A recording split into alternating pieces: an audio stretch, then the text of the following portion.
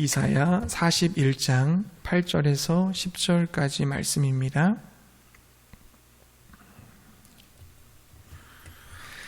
구약 1016페이지쯤에 있습니다. 이사야 41장 8절에서 10절의 말씀 우리 같이 한 목소리로 합독으로 읽겠습니다. 그러나 나의 종 너 이스라엘아, 내가 택한 야곱아, 나의 벗 아브라함의 자손아, 내가 땅끝에서부터 너를 붙들며 땅 모퉁이에서부터 너를 부르고 내게 이르기를 너는 나의 종이라. 내가 너를 택하고 싫어하여 버리지 아니하였다 하였노라. 두려워하지 말라. 내가 너와 함께함이라. 놀라지 말라. 나는 내 하나님이 됨이라. 내가 너를 굳세게 하리라. 참으로 너를 도와주리라. 참으로 나의 의로운 오른손으로 너를 붙들리라. 아멘. 할렐루야. 주께서 여러분을 사랑하시고 축복하시는 줄 믿습니다. 오늘은요, 말씀 제목이 동행을 위한 기도입니다. 동행을 위한 기도. 오늘 읽은 본문 말씀을 많은 성도님들이 굉장히 좋아하시지요. 왜 그리스도인들 대부분이 이 말씀을 좋아할까요? 그것은 우리 모두가 다 마음속에 두려움을 안고 있기 때문입니다. 너나 할 것 없이 다 우리의 두려움이 있어요. 그 두려움을 공포증, 공포심이라고도 말할 수 있을 것입니다. 그러면 두려움 자체가 악한 것입니까? 꼭 그렇다고 대답할 수는 없습니다. 두려움은 인간이 느끼는 가장 기본적인 본능입니다. 어떤 학자는 이 두려움에 대해 정의하기를 두려움이란 인체 내에 하나님이 설치해 놓으신 경보장치다라고 얘기했습니다. 두려움이 없으면 우리는 우리에게 주어져 있는 건강을 유지하고 지키기 위해서 전혀 신경 쓰지 않을 것입니다. 아픔에 대한 두려운 마음은 적어도 우리가 우리의 생명을 보존하고 관리하도록 도와주는 거죠. 우리는 이 두려움이라는 감정 때문에 위기를 피하고자 노력하게 됩니다. 어떤 질병을 예방하기도 하고 위기로부터 극복할 수 있는 동력을 얻는 것이 바로 이 두려운 마음입니다. 이런 두려움은 참으로 유익한 것이죠. 우리가 주의하면서 살아가도록 돕는 이 기본적인 두려움을 그대로 두면 안 되겠습니다. 왜냐하면 그 두려움의 깊은 곳에 있는 어떤 나쁜 성질 하나가 툭 하고 나와버린다는 거죠. 그 성질은 폭군처럼 마음대로 사람을 부리면서 휘두르려고 하는 그런 못된 성질의 공포심으로 우리를 몰아갈 수 있습니다. 그렇기 때문에 약간의 두려움이나 공포감을 바로 제지하지 않고 방치해 두면 우리의 생명을 무력하게 만든다든지 아니면 우리의 생활을 뒤틀리게 한다든지 아니면 정서적으로 좀 혼란스럽게 만든다든지 아니면 삶의 질서를 파괴시킬 수도 있는 것입니다. 우리를 위협하는 치명적인 독소가 될 수 있어요. 그러므로 우리에게 가장 중요한 과제는 뭡니까? 이 두려움이라고 하는 감정을 어떻게 적절하게 선용하고 관리할 수 있는가 하는 것입니다. 더 나아가서 필요에 따라 이 불건전한 공포심을 어떻게 우리가 극복할 수 있는가 하는 것입니다. 그렇다면 먼저 우리를 두렵게 하는 대상이 뭔지를 한번 살펴봐야 되겠어요. 우리를 무섭게 하고 두렵게 하는 대상. 한 3가지 정도로 정리해 볼 수 있을 것 같습니다. 첫 번째는 하나님에 대한 두려움이에요. 첫 번째는 하나님에 대한 두려움입니다. 이 말에 대해서 좀 의아하게 생각하시는 분들이 있을 겁니다. 하나님을 두려워하는 것, 하나님을 경외하는 것은 오히려 성경 말씀에서 우리에게 그렇게 하라고 권장하고 있는 말씀 아닙니까? 우리가 하나님을 두려워하는 것은 우리 경건생활을 하는 것에 대해서 기초가 되고 또 지혜의 근본이 된다고 말씀하고 있어요. 그러나 하나님에 대한 비정상적인 두려움은 경계해야 됩니다. 예를 들어서 이런 거죠. 내가 하나님이 원하는 대로 이렇게 하고 저렇게 하지 않으면 하나님께서 나를 벌하실 수도 있다라고 하는 공포심입니다. 우리 가정에 어떤 우환을 주시지 않을까? 나에게 질병이 생기고 나에게 문제가 생기지 않을까? 이런 잡다한 불안이 바로 하나님께 대한 공포증입니다. 욥이라는 사람이 그런 두려움을 가지고 있었죠. 그가 이렇게 얘기했어요. 하나님의 두려움이 나를 엄습하여 치는구나. 하나님을 두려워하는 마음이 얼마나 심했으면 마치 자기를 사정없이 때려 눕히는 것 같이 위협을 느꼈다고 표현하고 있는 거예요. 하나님을 향한 비정상적인 공포인 것입니다. 예레미야 17장 17절 말씀에도 보면요, 이렇게 돼 있어요. 주는 내게 두려움이 되지 마옵소서. 재앙의 날에 주는 나의 피난처시니이다 라고 호소했습니다. 그러니까 이런 거죠. 하나님이요, 하나님이 어찌 나에게 두려운 존재가 되십니까? 나에게 두려운 존재가 되지 마십시오. 하소연하는 것입니다. 하나님과 사랑의 관계 속에서 오는 건강한 두려움이 아니라 나를 벌주시고 나를 미워하시고 나를 혼내시는 분으로서 하나님을 인식하기 때문에 하나님에 대한 공포심을 갖는 것입니다. 첫 번째가 바로 첫 번째 하나님에 대한 두려움이고요. 두 번째는 뭐냐면 사람에 대한 두려움이에요. 사람이 뭐가 두려워 말하는 분들이 있을지 모르겠지만 누구나 사람을 두려워하는 마음을 가지고 있습니다. 여러분 한번 생각해 보세요. 나보다 힘 있는 사람을 두려워하는 마음이 여러분 안에 없습니까? 나보다 월등히 잘난 사람을 보고 경계하는 두려움이 여러분 없습니까? 나와 경쟁 관계에 있는 사람을 은근히 두려워하지 않습니까? 나를 바짝 추격해 오는 사람들 두려운 마음이 생기는 거예요. 또 나를 미워하는 사람들 두려워하지 않습니까? 사회적으로 높은 위치에 있을수록 무언가 성취했다고 자부하는 사람일수록 인간의 가슴 속에는 인간 공포증이라고 하는 것이 자리 잡고 있습니다. 그 좋은 예로 구약 성경에 사울 왕이 있잖아요. 사울은 이스라엘의 첫 번째 왕으로서 모든 영광을 누렸지요. 그에게는 권세가 있었고 능력이 있었습니다. 그런 자리에 앉았어요. 근데 적장 골리앗을 물리친 그 다윗 때문에 그 다윗을 향한 질투가 있었고요. 그 질투가 발전해서 다윗을 향한 두려운 마음까지 갖게 됐습니다. 질투의 대상이 공포의 대상으로 바뀐 거죠. 그 두려움이 그 사울 왕을 파멸로 몰고 갔습니다. 하나님에 대한 두려움, 사람에 대한 두려움, 그리고 세 번째에는 앞날에 대한 두려움이 있어요. 이것은 앞으로 나에게 닥칠 불행한 일이 생길지도 모른다는 공포감이죠. 미래에 일어날지도 모르는 불행한 사건이나 불상사에 대해 우리가 갖는 두려움은 생각보다 큽니다. 내가 실패하지 않을까, 사고가 나지 않을까, 어떤 질병에 걸리지 않을까, 내가 이 일을 책임질 수 있을까 하는 모든 장래사에 관계되어진 의문과 부정적인 생각들이 내 안에 두려움을 만든다는 것입니다. 오늘 본문 말씀에 이스라엘 백성들도 앞날에 대한 두려움을 가지고 있었어요. 이스라엘 백성들은 당시에 바벨론 포로로 한 40년에서 50년간을 압제를 당하고 있었습니다. 정말 말로 다 표현할 수 없는 고난을 당하며 살고 있었어요.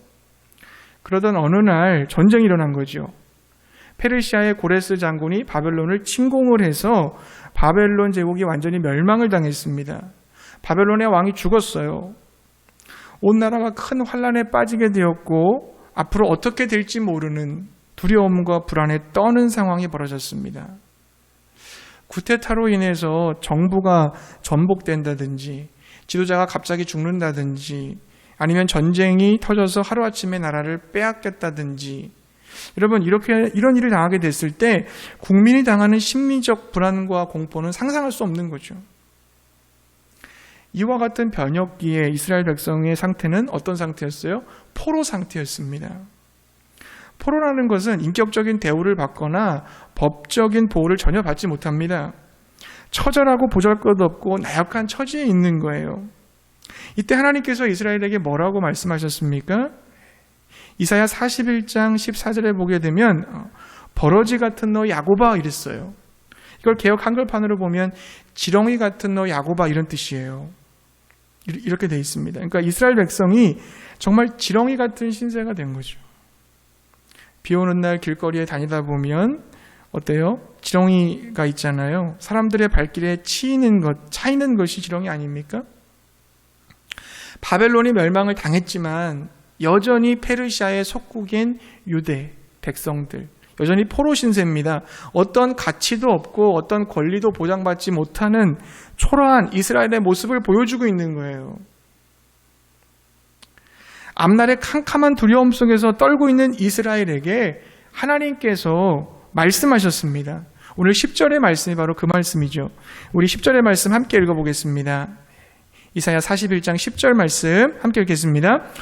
두려워하지 말라, 내가 너와 함께함이라.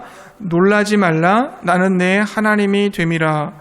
내가 너를 굳세게 하리라. 참으로 너를 도와주리라. 참으로 나의 의로운 오른손으로 너를 붙들리라. 아멘. 하나님께서는 이스라엘 백성들에게 두려워하지 말라고 말씀하셨습니다. 두려워하지 말아야 될 이유가 뭐예요? 바로 하나님이 그들과 함께 하시기 때문에, 내가 너희와 함께 하고 있기 때문에 두려워하지 말라는 거예요. 하나님이 함께 하시기에, 하나님이 동행하시기 때문에 두려워 말라는 것입니다.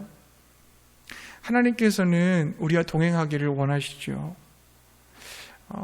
하나님께서 인간을 창조하시고 그리고 인간과 동행해 주셨습니다.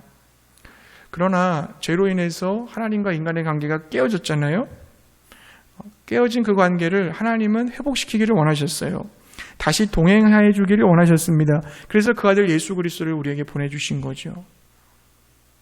마태복음 1장 23절 이렇게 증거합니다.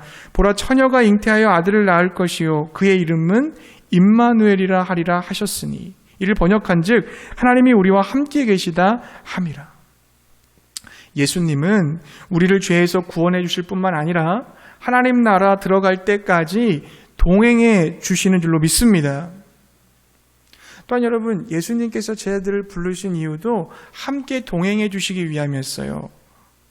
마가복음 3장 14절 이렇게 기록합니다.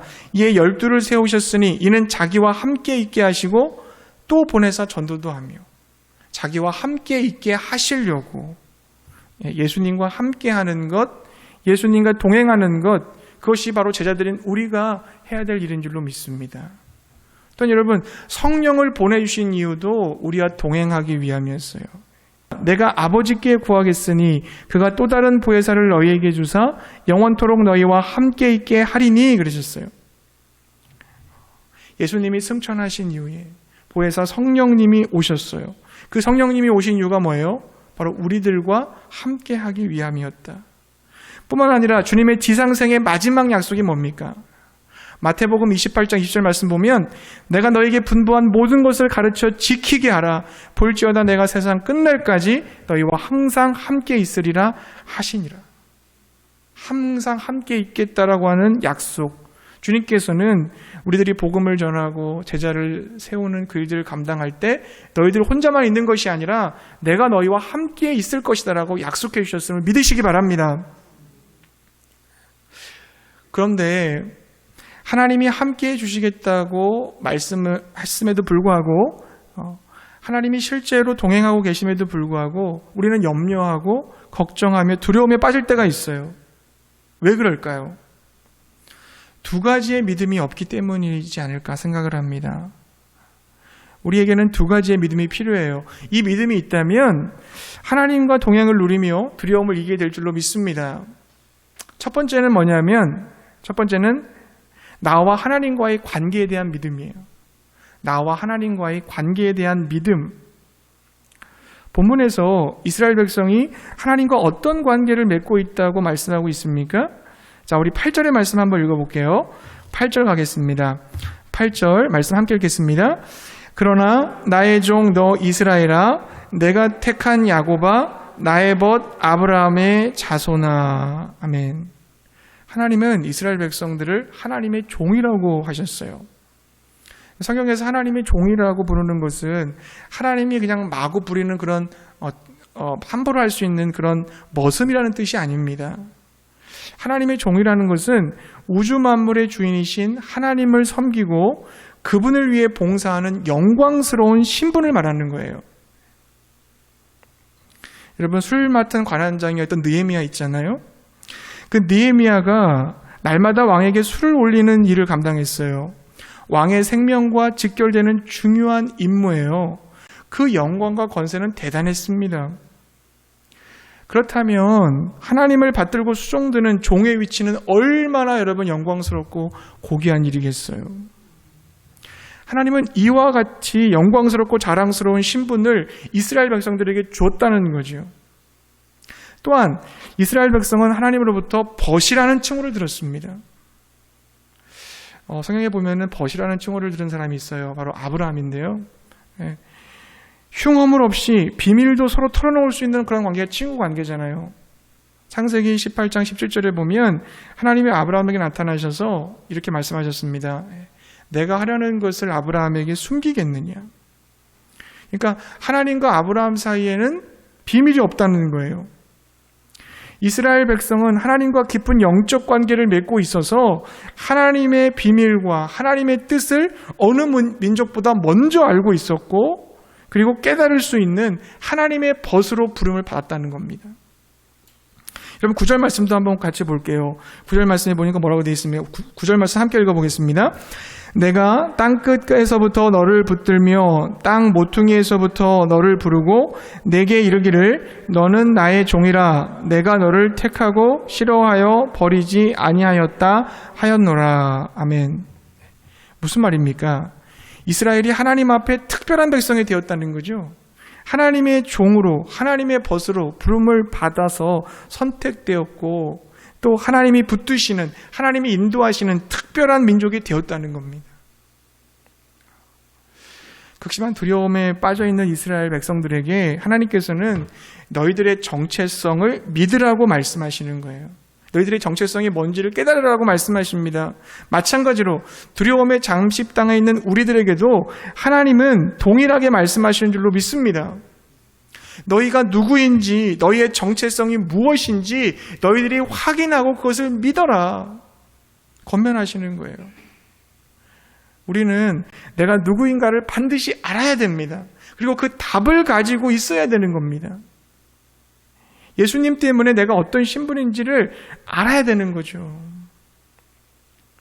우리는 여러분 예수 그리스도 안에서 하나님의 자녀입니다. 하나님을 아버지라고 부르는 하나님의 자녀예요. 하나님 아버지는 자녀인 나를 사랑하시죠. 그 사랑은 강압적이고 폭력적인 사랑이 아니에요. 무서워서 어쩔 수 없어서 벌받기 싫어서 하는 사랑이 아닙니다. 내가 너에게 이런 유익을 줄 거니까 그 유익을 얻어서 나를 좀 사랑해 줄 수 없겠니? 라고 하는 그런 종류의 사랑이 아니에요. 하나님이 나를 사랑하신 그 사랑은요, 나와 같이 되시고 나와 함께 하시고 나의 고통에 공감해 주시고, 아니 그 고통을 대신 짊어주시는 사랑인 줄로 믿습니다. 때로 여러분 내게 환난이 다가와도, 병이 걸리고 사고를 당하고 시험에 들고 생명을 잃는다 할지라도 하나님께서는 자녀된 나를 사랑하고 계신다는 것에 대해서는 변함없다는 것을 믿으시기 바랍니다. 그래서 바울 여러분 로마서 8장 38절에서 이렇게 얘기했잖아요. 내가 확신하노니 사망이나 생명이나 천사들이나 권세자들이나 현재일이나 장래일이나 능력이나 높음이나 기품이나 다른 어떤 피조물이라도 우리를 우리 주 그리스도 예수 안에 있는 하나님의 사랑에서 끊을 수 없으리라. 아멘. 사랑하는 성도님들, 예수님 안에서 내가 누구인지를 확신하시기 바랍니다. 나는 하나님의 종이요, 하나님의 친구요, 자녀로서 하나님의 특별한 사랑을 받고 있는 사람입니다. 하나님의 사랑은 그 어떤 것으로도 끊어지지 않음을 믿으시기 바랍니다. 하나님께서 그 놀라우신 사랑으로 나와 동행하고 계심을 확신하시는 저 여러분 되실 수 있기를 바랍니다. 우리에게 어떤 믿음이 있어야 돼요? 나와 하나님과 관계에 대한 믿음. 내가 하나님 안에서 어떤 존재인지에 대한 확실한 믿음이 있어야 돼요. 두 번째로 우리에게 어떤 믿음이 있어야 돼요? 두 번째로 하나님의 약속에 대한 믿음이 있어야 돼요. 하나님의 약속에 대한 믿음. 하나님께서 나와 함께 해주시고 나의 하나님이 되어주시는 것도 은혜인데요. 하나님께서 내 뒤에 가만히 계시는 것도 우리가 충분히 두려워하지 않을 이유가 되는데, 근데 여기서 멈추지 않고 하나님께서 어떠한 행동을 하시겠다고 하셨어요. 이 말씀 보니까 하나님께서 굳세게 해주시겠다, 도와주겠다, 붙들어주겠다 약속하셨습니다. 내가 움직이기 전에 하나님이 먼저 우리를 위해 움직이신다는 거죠.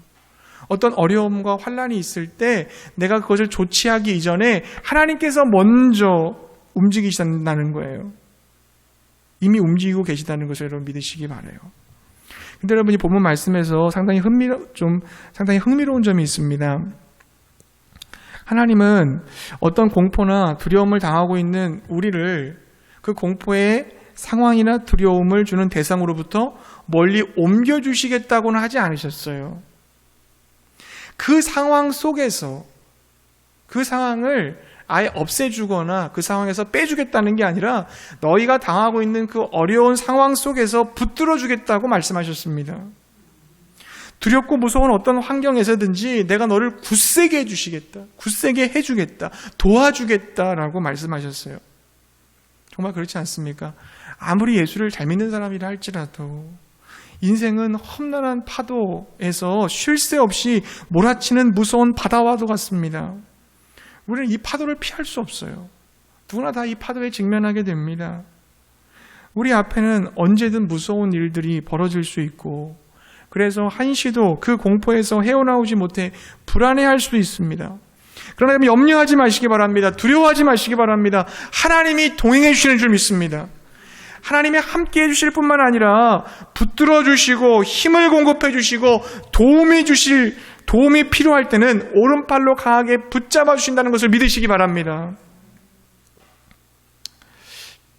제가 20대 중반에 신학대학교를 들어갔어요. 들어갈 때 굉장히 많은 걱정과 두려움을 가지고 서울신대에 들어간 것으로 기억을 해요. 내가 과연 설교를 할 수 있을까? 내가 교회를 잘 세워갈 수 있을까? 내가 성도님들을 사랑할 수 있을까? 여러 가지 염려로 마음이 짓눌려져 있었습니다. 그때 이제 신입생들을 향한 신앙수련회가 있었거든요. 수련회 강사님이 누구였냐면 구약학 교수님이셨어요. 그분도 신학교에 들어오셨을 때 그런 말씀을 하시더라고요. 신학교에 처음 들어갔을 때 저와 같은 그런 두려움이 있었다는 거예요. 그래서 두려움을 이겨내려고 기도실에 들어가서 한참을 기도했는데 하나님께서 자신에게 주시는 음성이 있었다는 겁니다. 그 음성은 뭐냐면 하나님의 백으로 살아라, 그런 말씀이었대요. 하나님의 백으로 살아라. 그 구약학 교수님은 아무런 백도 없었지만 하나님이 백이 되어 주실 거니까 내가 믿음으로 담대하게 살라는 뜻이겠거니 그렇게 받아들였다는 것입니다. 저는 하나님의 백으로 살라는 말씀을 저에게 주시는 말씀으로 저는 받아들였어요. 그래, 세상적으로 볼 때 배경도 없고 또 실력도 없고 능력도 부족하지만 하나님이 나의 백이 되어 주시면 되지 않을까. 하나님이 내 뒤에 계셔서 나를 도와주시면 내가 목회를 감당할 수 있지 않을까, 그런 생각을 하게 되니까 마음속에 힘이 생기고 그리고 믿음이 생겼어요. 담대하게 일어나서 대학원 시절을 보낼 수가 있었습니다. 그리고 신실하시고 진실하신 하나님께서는 저를 지금까지도 여기까지 저희 백이 되어 주셨고 인도해 주셨습니다. 사랑하는 성도님들, 하나님의 약속을 믿으세요. 나를 굳세게 하시며 도와주시며 붙들어 주시며 나의 백이 되어주겠다는 그 약속 믿으시기 바랍니다. 그 약속을 믿고 두려움을 이기고 승리하시기를 바랍니다. 여기서 여러분 좀 더 나아가서요, 하나님과 동행한다는 것은 구체적으로 어떻게 사는 걸까요? 하나님과 동행한다는 것, 구체적으로 어떤 삶을 말하는 걸까요? 한마디로 말씀드리면 말씀과 기도의 삶을 사는 겁니다. 말씀과 기도의 삶을 사는 거예요. 하나님과 함께하고 동행한다는 것은 하나님과 소통한다는 것이거든요. 하나님과 소통한다는 말을 다른 말로 하나님과 교제하는 겁니다. 하나님은 우리와 교제하기 위해서 우리에게 주신 선물이 있죠. 말씀과 기도예요. 하나님 말씀으로 우리는 그분의 음성을 들어요. 그리고 기도로 우리의 마음과 생각을 그분께 아뢰일 수가 있습니다. 그러니까 말씀과 기도를 통해서 하나님과 교제하고 소통하고 대화하는 거죠. 여러분과 상대방과 1대1로 앉아서 서로 대화한다는 거 있잖아요. 대화한다는 게 뭡니까? 상대방의 이야기를 듣고 그것을 내 안에 수용하는 거잖아요. 그것을 수용해서 새로운 나로 변화시키는 사건입니다. 근데 어떤 사람은 누군가 대화할 때 어떻게 얘기해요? 자기 말만 하는 사람이 있어요. 다른 사람의 말을 받아들이려고 하지 않습니다. 그러니까 타인을 통해서 내가 배워야 되는데 배우려고 하지 않고 자꾸 가르치려고만 하는 사람이 있어요. 그런 사람과는 소통이 아니라 불통이 될 것이고 결국 서로 간에 고통을 경험하게 될 것입니다. 말씀과 기도로 하나님과 대화할 때 하나님의 뜻과 내 뜻이 다를 때가 있어요. 부딪힐 때가 있습니다. 그러면 어떻게 합니까? 내 뜻을 하나님의 뜻에 맞춰야 되는 거죠. 여러분, 나보다 나를 더 잘하시고 나를 더 많이 사랑하시는 전능하시고 전지하신 주의 뜻을 따라야 되는 것입니다. 물론 내 뜻을 고집하고 싶을 때가 있어요. 내가 바라는 것이 있고 원하는 게 있고 소망하는 게 있어요. 그것을 하나님께서 들어주시기를 바랄 때가 있습니다. 그러나 여러분, 내 뜻대로 살아본 삶의 한계를 우리가 알잖아요. 내가 원하는 뜻대로, 내가 결정했던 대로 이루어졌을 때 그것이 나에게 굉장히 큰 고통을 안겨줬던 경험들 있지 않습니까? 그 결과가 어떻게 귀착되었는지를 우리는 수없이 경험했어요.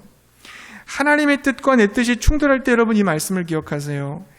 이사야 55장 8절에서 9절인데요. 이렇게 되어 있습니다. 이는 내 생각이 너희 생각과 다르며 내 길은 너희의 길과 다름이니라. 여호와의 말씀이니라. 이는 하늘이 땅보다 높음 같이 내 길은 너희의 길보다 높으며 내 생각은 너희의 생각보다 높으니라.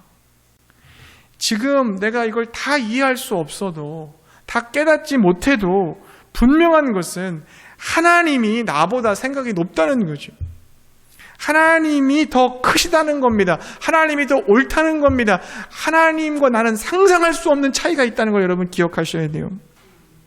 그래서 어떻게 해요? 내 뜻과 하나님의 뜻이 부딪혔을 때 하나님의 뜻에 나를 맞추는 게 지혜로운 거죠. 우리 주님께서 겟세마네 동산에서 모본을 보여주셨잖아요. 나의 원대로 마시옵고 아버지의 원대로 하옵소서. 사도 바울이 이렇게 얘기했어요. 너희는 이 세대를 본받지 말고 오직 마음을 새롭게 함으로 변화를 받아 하나님의 선하고 기뻐하시는 뜻이 뭔지 분별해라. 분별해라. 뜻이. 결국 여러분, 그리스도인의 성숙이라는 게 뭡니까? 하나님의 뜻을 분별하고 따르는 거예요. 그 뜻에 따르는 거예요.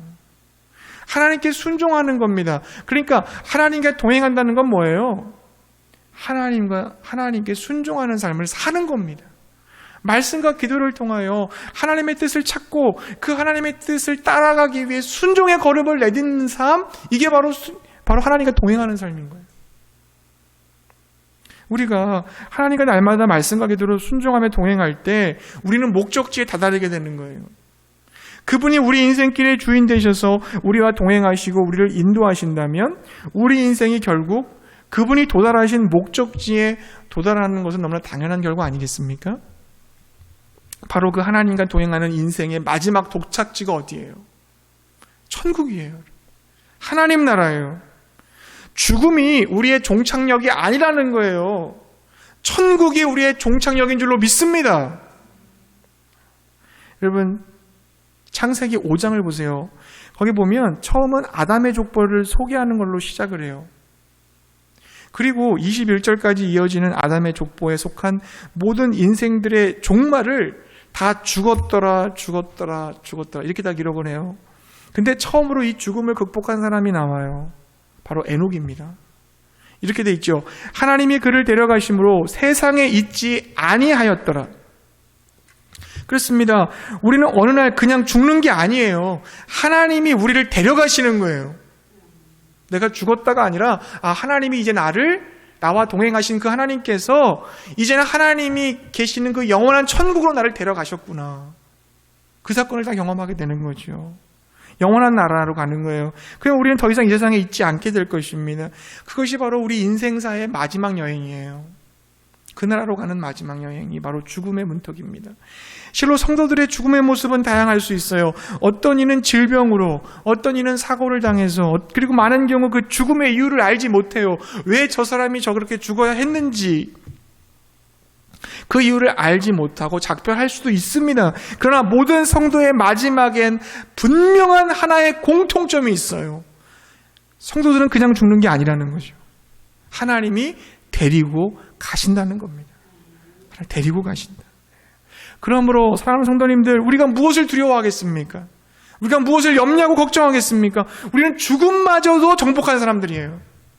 하나님이 우리를 데려가셔서 천국으로 인도하시니 죽음의 두려움마저 이겨낸 사람들인 줄로 믿습니다. 하나님이 나의 아버지가 되셔서 나를 자녀 삼아 주셨다면, 하나님이 그토록 나를 사랑하신다면 하나님에 대한 공포심을 가질 이유가 없잖아요. 하나님 나의 아버지인데 왜 공포심을 갖습니까? 여러분, 율법주의 신앙을 하면 안 돼요. 내가 이거 하지 않으면 혼나니까, 이런 식의 신앙생활은 올바른 신앙생활이 아니에요.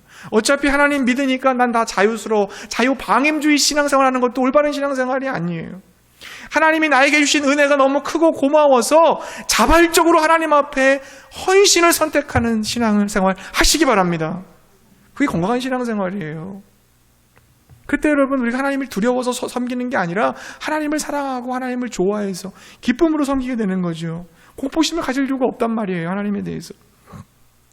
여러분, 하나님이 나를 굳세게 하시고 도와주시고 오른손으로 붙들어 주신다면 미래의 그 어떤 도전 앞에서 두려워할 이유는 없습니다. 미래에 뭐가 다가온다 할지라도 두려워할 이유는 없어요. 하나님이 백이 되어 주시니까. 여러분, 하나님의 은혜와 사랑을 받은 우리들, 사람을 두려워할 이유가 없어요. 왜요? 사람들, 각자의 사람들 역시도 하나님의 형상으로 만들어졌기 때문에 우리가 그 사람들을 아끼고 존중하고 귀하게 여기고 배려하는 것입니다. 사람을 두려워해서 올무에 걸릴 이유가 없단 말이죠. 여러분, 그 좋으신 하나님과 동행하시지 않겠습니까? 말씀과 기도로 하나님의 뜻에 순종하면서 주어진 인생의 길을 끝까지 완수하지 않으시겠습니까? 그때 우리 여러분, 두려움을 넘어서 하나님의 기쁨을 위해 살아가는 우리가 될 줄로 믿습니다.